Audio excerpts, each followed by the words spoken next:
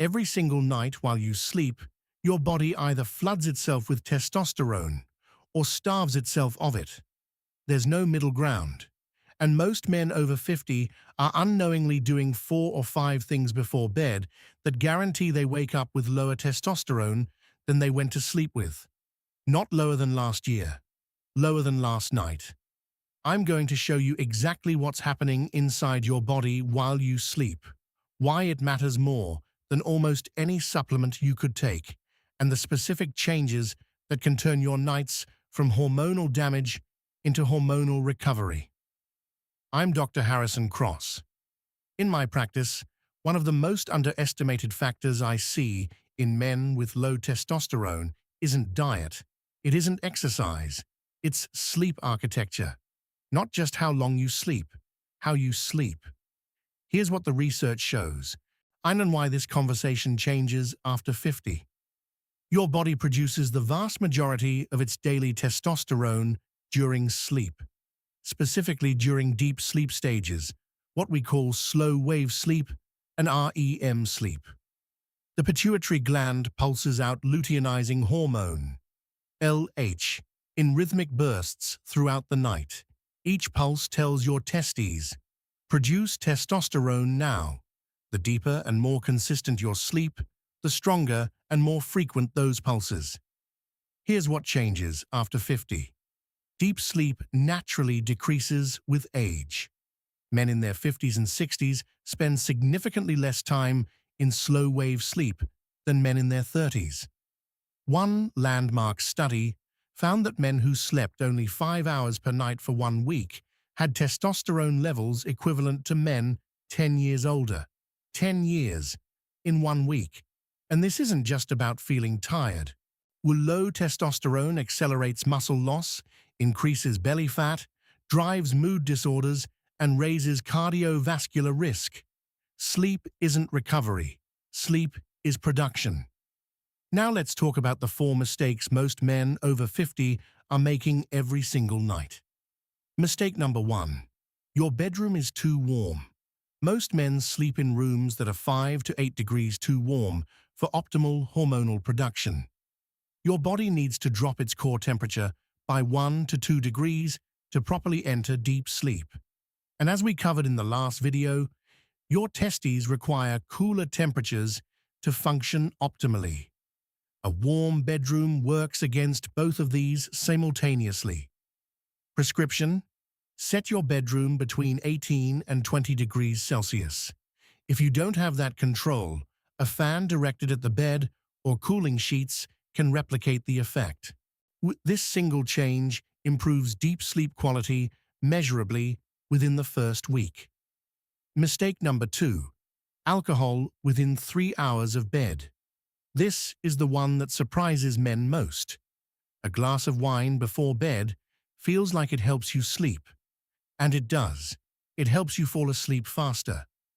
But alcohol is one of the most potent suppressors of REM sleep and deep sleep we know of. It fragments sleep architecture in the second half of the night, precisely when testosterone production peaks. Studies show even moderate alcohol consumption, 1 to 2 drinks, within 3 hours of sleep reduces testosterone production that night by up to 15%. That's not a rounding error.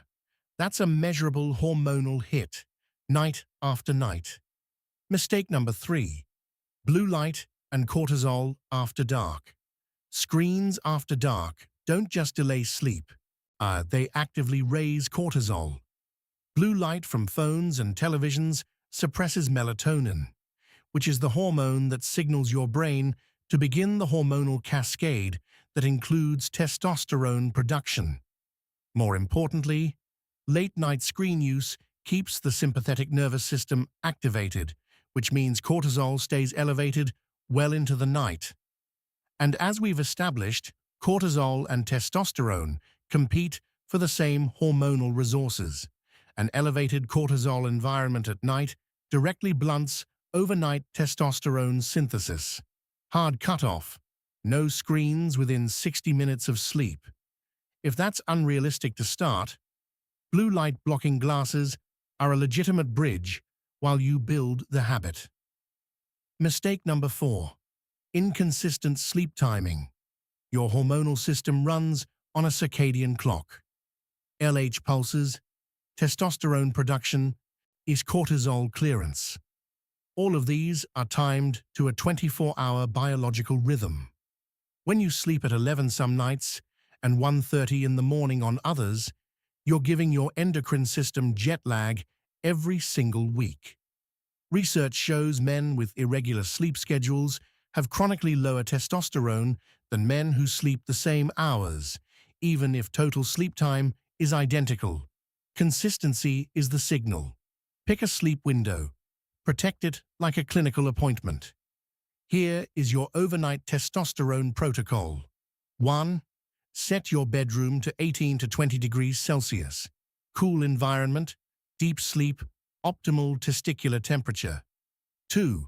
Last alcohol at least 3 hours before bed. Not 0, 3 hours minimum. Your REM sleep will thank you. 3. Screens off 60 minutes before sleep. Replace with dim light, reading, miss or light stretching. 4. Fix sleep and wake time 7 days a week, including weekends. The circadian system doesn't take days off. Aim for 7 to 8 hours in a cool, dark, consistent environment. And you've turned your nights into a testosterone production window instead of a suppression cycle. Now, if you're implementing the morning habits from the last video and the sleep protocol from this one simultaneously, you're addressing testosterone from both ends, production and recovery. That combination is where men genuinely start to see changes in their labs, their energy, and how they feel. If you haven't watched the morning habits video yet, it's linked right here. I'd recommend watching that first. The two protocols work together.